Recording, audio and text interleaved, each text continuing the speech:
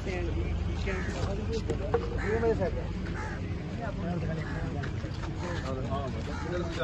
नाज़रीन, इस वक्त एंकर इमरान रियाज खान साहब क्या मुकाम पर रुके हैं सिंध जाते हुए। अब मैं ज़रा आपको उनके काफ़िले की फुटेज अगर दिखाऊं कि उनके साथ इस वक्त जो गाड़ियां जा रही हैं, जबकि ये उनके काफ़िले के साथ जो गाड़ियां चल रही हैं, जो इस वक्त काफ़िला उनका सिंध जा रहा है, ये उनकी मैं आपको फुटेज इस वक्त दिखा रहा हूँ। अस्सलाम वालेकुम सर, क्या हाल है? ठीक है, बड़ी स्पीड मार रहे हो यार। ये है नाज़रीन, इस वक्त आपको दिखा रहे हैं जो उनके काफ़िले जो इस वक्त सिंध की तरफ रवाना हुआ है। इस वक्त खान साहब खड़े हैं क्योंकि नमाज के लिए यहाँ पर रुके हैं। नमाज पढ़ के इंशाल्लाह फिर यहाँ से दोबारा दादू के लिए रवाना होंगे।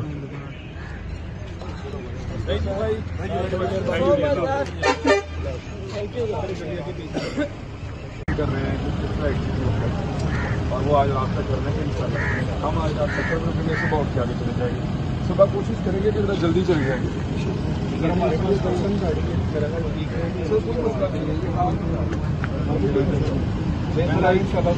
थोड़ी वील आउट करने वाला हूँ।